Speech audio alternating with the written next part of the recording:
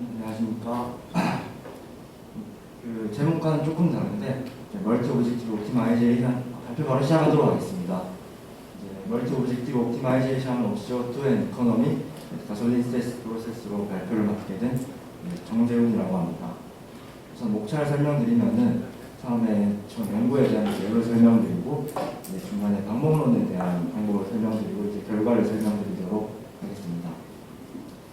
현재 온실가스 이중가로 인해서 많은 기후 변화가 많이 일어나고 있고 또 이를 되돌릴 수 없다는 현상들이 지적되면서 2050년까지는 넷 CO2를 제로로 만들어야 되지 않겠냐라는 정책이 여러 나라에서 합의가 이루어지고 있고요. 사실 또 여러 온실가스를 저희가 감축을 해야 되는 것도 현실인 것 같습니다. 그런 현실 속에서 CO2 CCU라는 CO2를 유틸라이제이션 시키는 기술들이 많이 개발되고 있고 연구되고 있고요. 그 중에 하나의 일환으로서 연구를 진행할 것 같습니다. 우선 총 플로우는 피드를 CO2를 활용하기 위해서 피드에 CO2가 들어가고요. 그 다음에 메탄과 H2O가 들어가는데 이는 CH4, H2O, CO2 세 가지 물질을 리포밍 시켜서 신가스를 만들기 위함이고, 이 신가스를 통해서 메탄올을 만들고 메탄올에서 DME를 만들고 DME에서 가솔린을 만드는데요. 이 과정에서는 사실 가솔린을 최종적으로 만들기 위해서는 메탄올에서 바로 가는 반응들도 있지만 우선은 제 연구에서는 메탄올에서 DME를 간 다음에 DME에서 가솔린을 가는 반응들을 구성했습니다. 그리고 곳곳에 리사이클 스트림이나 세퍼레이션 과정들은 다 들어있고요. 그래서 공정을 좀 설명드리면은 설명드리기엔 너무 많으니까 리포머에서 총 4가지 반응이 일어나고 메탄올 합성 반응에서 총 4가지 반응이 일어나고 이 두 개는 결국 키네틱 반응기로 구성이 되었고요. 리포머에서 신가스가 수소를 만드는 게 주 반응이고 메탄올 합성 반응에서는 당연히 메탄올을 만드는 게 주 반응이 됩니다. 또 가솔린을 만드는 반응에서는 DME를 만들고 가솔린을 만드는 게 주 반응이고 리사이클과 분리를 위해서 곳곳에 디스틸레이션 타워나 여러 분리하는 과정들이 추가로 들어가 있습니다. 반응은 앞의 경우 리포머와 메탄올 합성 반응기의 경우에는 키네틱 반응기로 구성이 되었는데 이 뒤의 경우에는 컨버전 반응기를 둘 다 구성이 되었고요. 컨버전은 아래와 같이 나와 있습니다. 그리고 제가 사실 일반적으로 공정을 평가할 때 이코노미에 대한 평가가 지금까지 많이 이루어졌었는데 현재 기후 변화로 인한 CO2에 대한 관심이 커지다 보니까 이 공정 내에서 발생하는 CO2가 얼마나 되냐를 조금 판단하는 게 좀 중요한 문제가 되었고요. 그리고 CO2를 피드로서 활용하고 반응시키고 또 배출되는 것뿐만이 아닌 에너지를 사용함으로써 예를 들어서 전기를 1kW 사용한다고 치면은 0.45kg의 CO2 정도가 발생하는 그런 에너지 사용에 대해서 CO2가 얼마나 나오는지 같이 평가가 되었고요. 그럼 당연히 에너지를 많이 사용할수록 CO2가 많이 배출되게 됩니다. 이코노믹 애널리시스 같은 경우에는 흔히 알려진 방법인데요. 결국에 모든 것을 고려해서 TPC를 만들어서 1년에 대충 얼마가 소모가 된다 하고 프로핏 1년에 얼마를 벌 수 있다 이런 관점에서 계산해 줍니다. 사실 결과를 보시면은 결국 CO2의 발생과 공정이 총 이코노미 관련해서는 서로 반비례하는 그래프가 나오는데 이를 좀 더 최적화하기 위해서 멀티 오브젝티브 옵티마이제이션을 적용해 왔고 멀티 오브젝티브 옵티마이제이션을 좀 소개를 해드리자면 일반적으로 옵티마이제이션은 하나의 솔루션을 찾아서 가는 것에 반해 멀티 오브젝티브 옵티마이제이션은 파레토 프런트를 그리는 것을 목표로 하고요. 그리고 파레토 프런트를 넓게 정확히 찾는 것을 목표로 하는데 이러려면은 처음에 솔루션들에서 헤드를 파레토 라인으로 밀어야 되고 또 넓히는 2가지 과정이 필요합니다. 그러니까 일반적으로 있는 옵티마이제이션은 에러 텀을 줄이거나 아니면은 에러 텀을 줄이는 방법으로 가는데 여기서는 이제 두 가지를 모두 줄이는 글로벌 서치랑 이제 파레토를 넓히는 두 가지 방법이 들어가게 됩니다.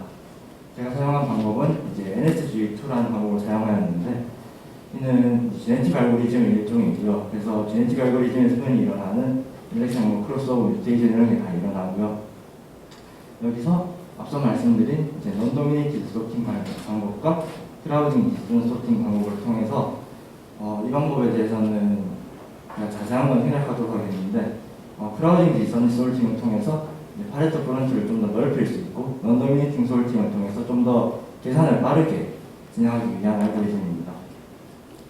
그래서 결국 이제 최적화는 파이썬으로 진행되었고요.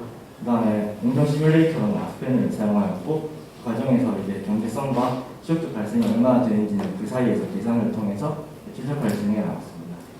최적화를 진행함에 있어서 우선 가장 중요한 게 중간에 메탄올 합성 반응에서 나오는 퍼지, 중간에 있는 이 퍼지 스트림이 이제 변수로 주게 되면은 너무 이제 값들이 너무 변화되면서 이제 가끔 계산이 터지는 경우가 발생해서 이를 먼저 좀 분석할 필요가 있었고, 분석한 결과 퍼지가 사실 너무 낮으면은 퍼지 레이트가 0에서 1 사이인데 이게 너무 낮으면 의미가 없고, 사실 너무 높아도 너무 높은 한 0.9 정도 되면은 이제 의미는 있는데 사실 그 이상 큰 의미가 없어서 퍼지 레이트는 0.9로 고정을 하였고, 공정의 옵티마이제이션의 변수로는 리포머의 온도 압력, 이제 사실 리포머의 온도 압력과 메탄올 합성 반응기의 온도, 이제 월 템퍼레처와 피드의 조성을 줬는데요. 사실 리포머와 메탄올 반응기의 경우에는 어느 정도 정해진 온도 범위가 있기 때문에 그것을 좀 벗어나면 되고요.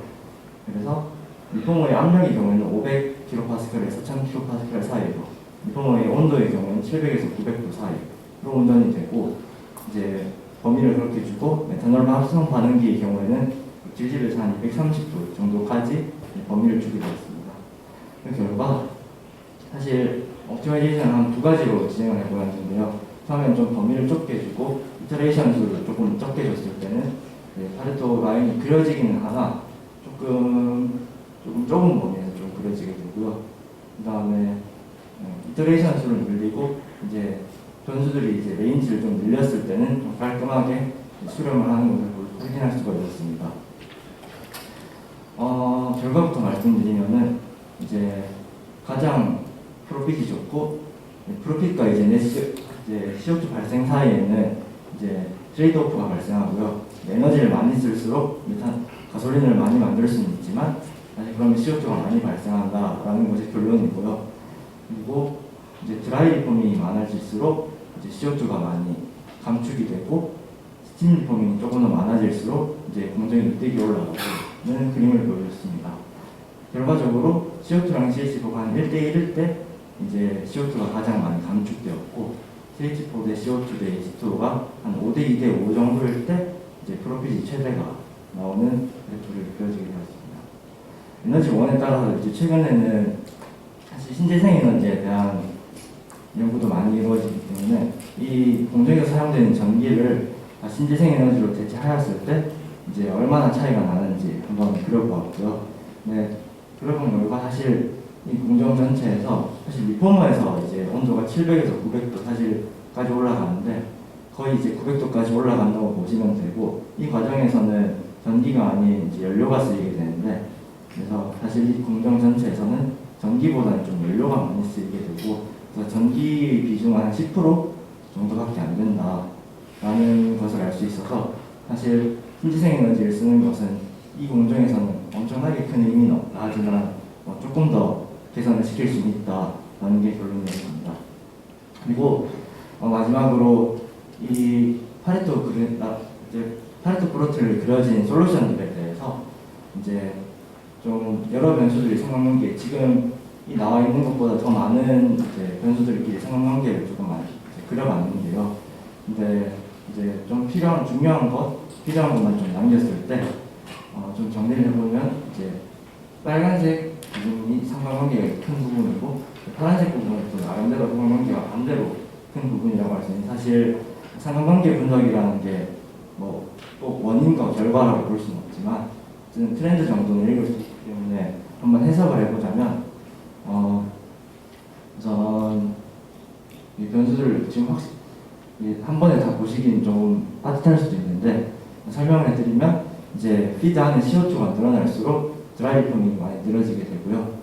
그 다음에 그러면 이제 수소가 메탄올 합성 반응기 들어가는 수소 비율이 적게 되고 그렇게 되면은 이제 메탄올이 적게 합성되게 되고 그러기 위해서 이제 CO2 그러면은 이제 사실 프로핏도 줄어들고 메탄올 프로덕션도 사실 줄어드는데 대신에 CO2가 여기서 많이 드라이 리포밍으로 전환이 되었기 때문에 이제 CO2 감축이 많이 되고 대신에 여기 퍼지에 있는 COE 스트림이 이제 또 많은 반비례 관계를 이루는데요.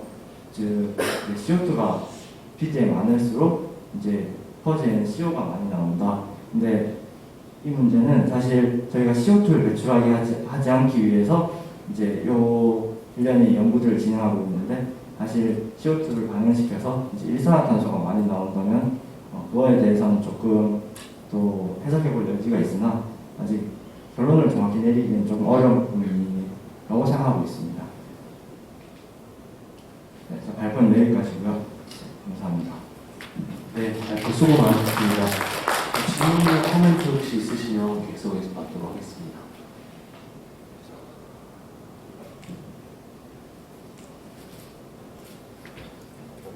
경제성 평가를 할 때 여기는 말씀 안 하셨는데 맨 마지막에 나오는 개솔린이 네. 페트롤리움에서 시작한 개솔린일 때 CO2 수밖에 아니라 네. 이 프로세스에서 CO2를 시작점으로 했을 때 개솔린에서의 CO2 값 정도가 또 있기 때문에 네. 그 부분까지 고려하면 훨씬 경제성이 좋아질 것 같아요. 네, 맞습니다. 사실 일반적으로 이제 가솔린을 만들어질 때로 비교는 사실 안 했고요. 그걸 비교한다면 조금 더 의미를 찾을 수도 있을 것 같습니다. 네. 네, 저도 하나 질문을 드리면 이게 지금 이제 리포머를 통해서 이제 메탄올로 갔다가 다시 메탄올을 MEA로 갔다가 저기 다시 또 개솔린으로 가는 거잖아요. 네. 그 리포머 통해서 나온 게 그냥 FT 반응 통해서 바로 개솔린으로 갈 수도 있는데 사실 맞습니다. 예, 그거랑 혹시 비교? 사실 이제 여러 가지를 비교할 수 있으면 좋은데 제가 일단 신개수에서 바로 가솔린을 가는 경우도 있고 메탄올에서 바로 가솔린을 가는 경우도 있고 DMA에서 가솔린을 가는 게 세 가지 경우가 있을 수가 있는데요. 사실 뒤에 제가 뒷단 이제 메탄올 공정 이후에는 컨벌저 반응이 있어서 지금 세 가지를 비교해도 다 이제 컨벌저 반응기를 아마 비교를 해야 될 것 같은데 그에 대해서는 추후에 진행해 볼 수 있을 것 같습니다만 제가 컨벌전 반응이라는 게 조금 현실성이 조금 떨어지기 때문에 우선은 이렇게 메탄올까지는 키네틱 데이터가 있기 때문에 메탄올까지는 가보자라고 이제 구성을 하였습니다. 알겠습니다. 수고 많으셨습니다.